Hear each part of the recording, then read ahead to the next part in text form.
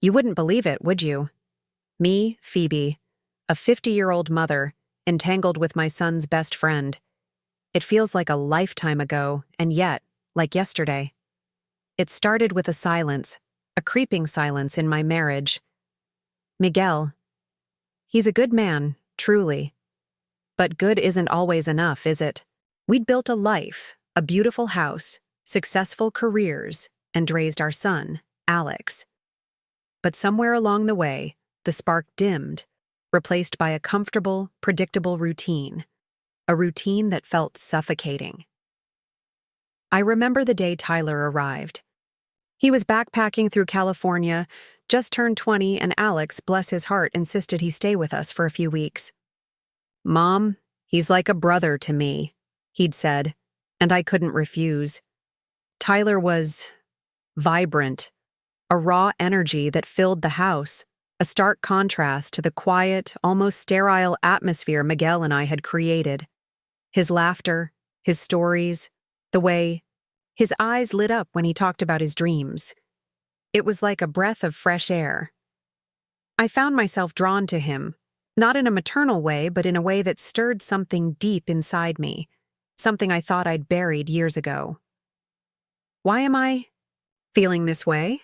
I'd ask myself, staring at my reflection in the bathroom mirror, the lines around my eyes a stark reminder of the years that had passed. He's a kid, Phoebe. He's Alex's friend. But the thoughts wouldn't stop. They swirled in my mind. A chaotic mix of guilt and longing. I'd catch Tyler watching me sometimes, a flicker of something in his eyes that made my heart race.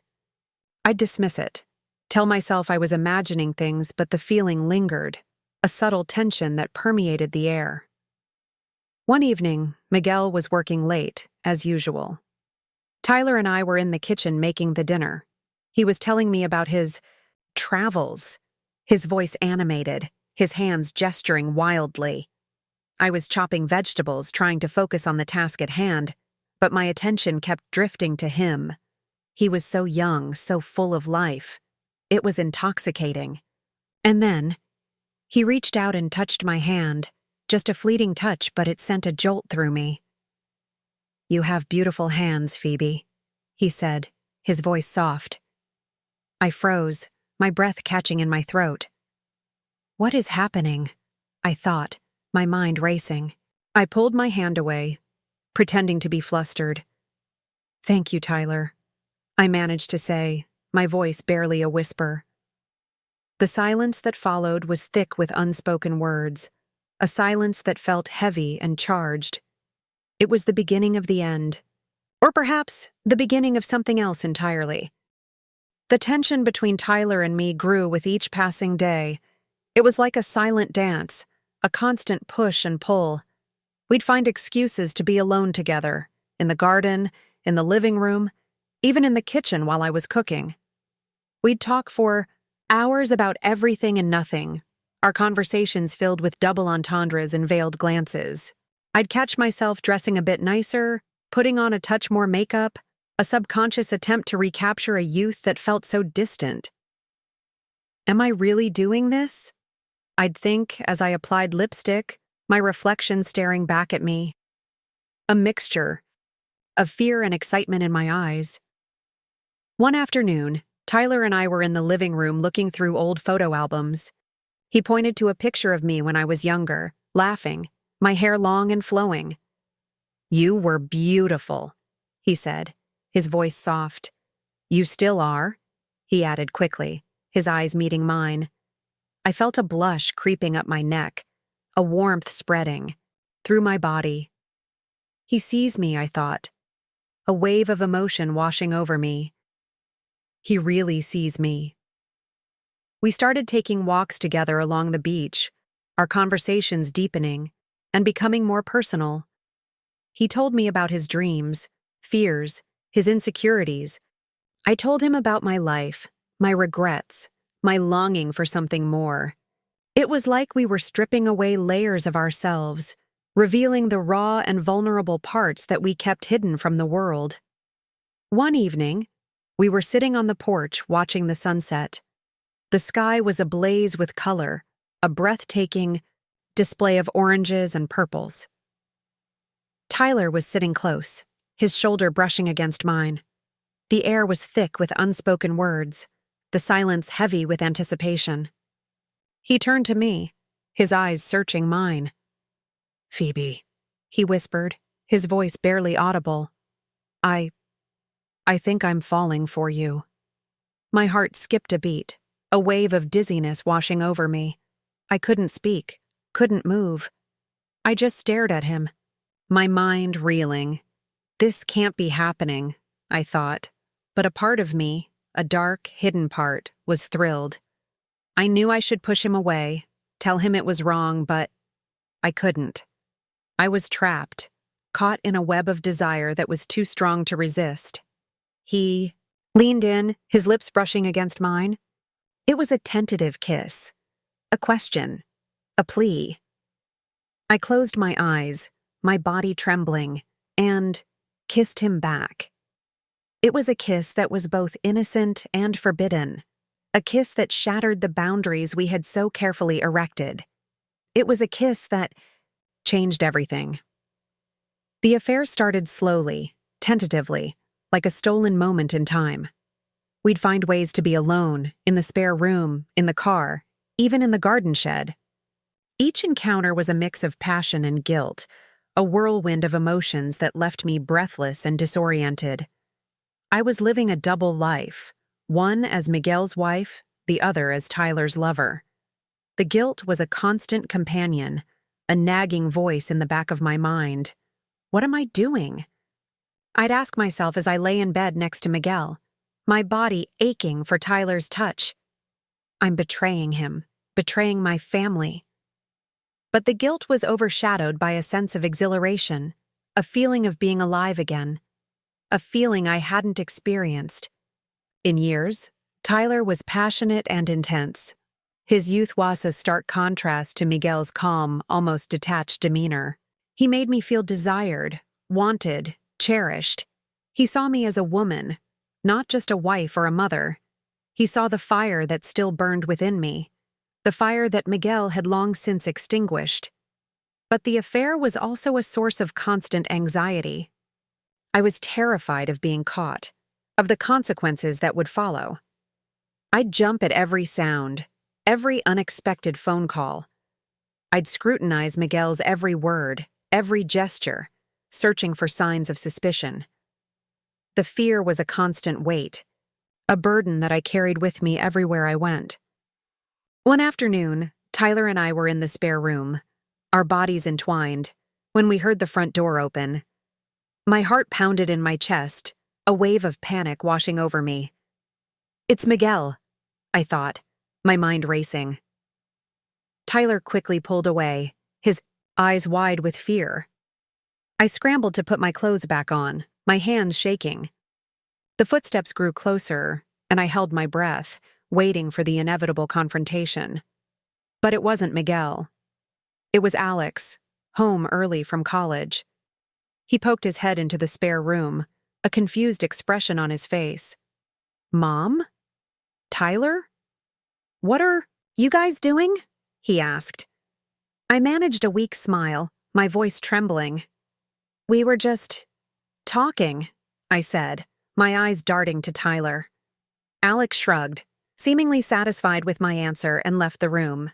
I let out a sigh of relief, my body shaking with adrenaline. It was a close call, too close. This can't go on, I thought, but the words felt hollow, a desperate attempt to convince myself of something I knew wasn't true. The web I had woven was becoming increasingly tangled. The lines blurring, the secrets multiplying. I was trapped, caught in a cycle of desire and guilt, a cycle that seemed impossible to break.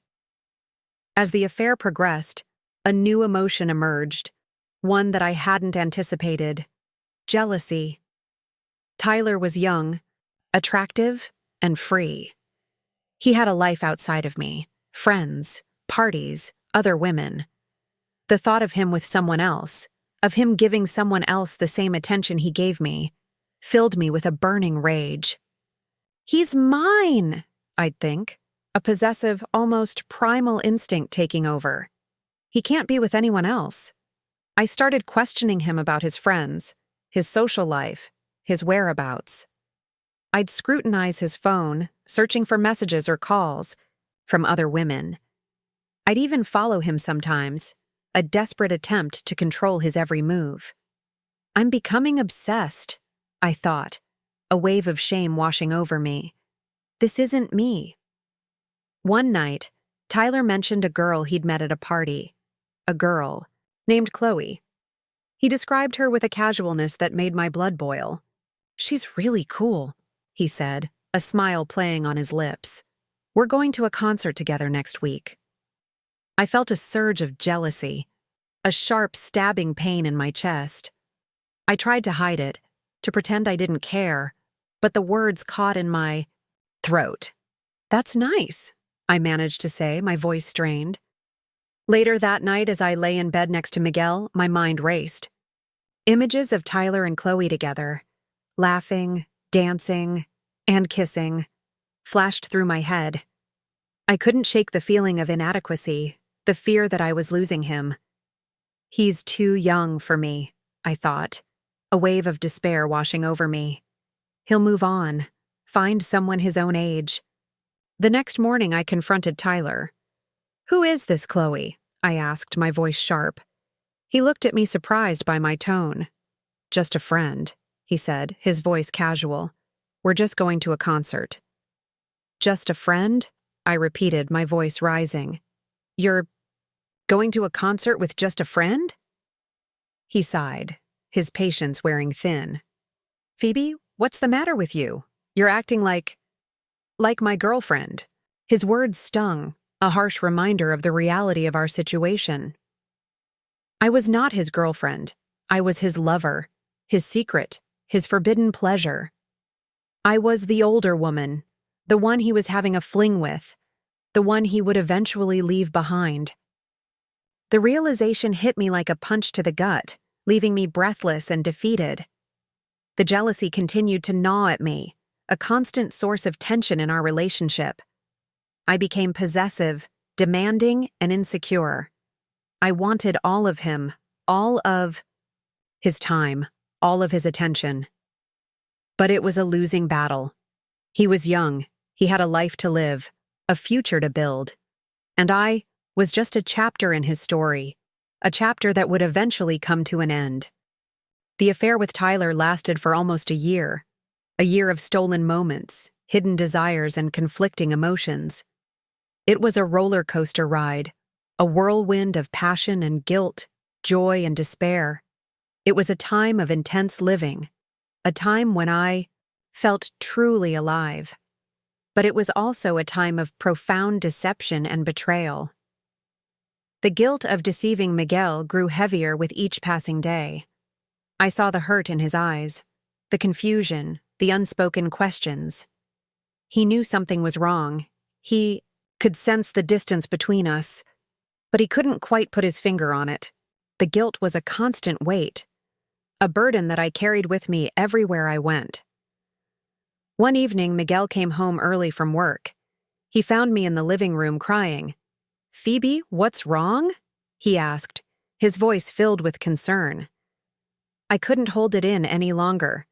The words poured out of me, a torrent of confessions and apologies. I told him everything, about Tyler, about the affair, about the guilt that had been consuming me.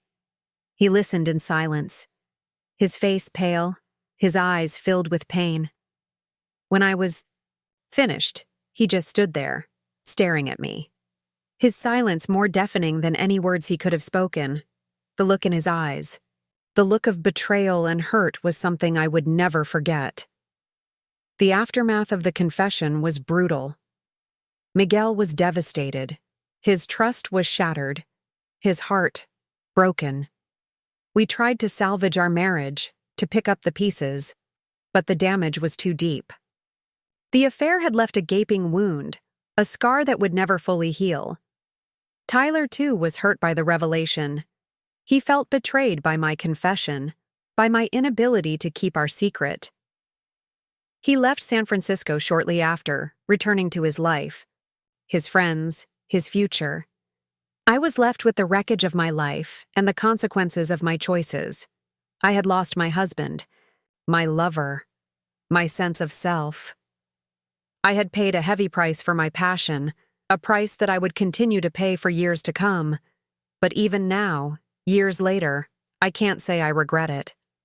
The affair with Tyler was a mistake, a transgression, but it was also a time of intense living. A time when I felt truly alive. It was a reminder that even in the twilight of our lives, we are capable of passion, of desire, of love. It was a reminder that we are all human, flawed, and complex, capable of both, great love and great betrayal. And so I carry the memory of that time, the memory of Tyler, the memory of our forbidden love as a reminder of the complexities of life, the fragility of relationships, and the enduring power of human connection. Thank you for listening. Did you like these infidelity stories? Drop a comment below if you want part 2. Subscribe to the channel and turn on notifications for more cheating wife stories.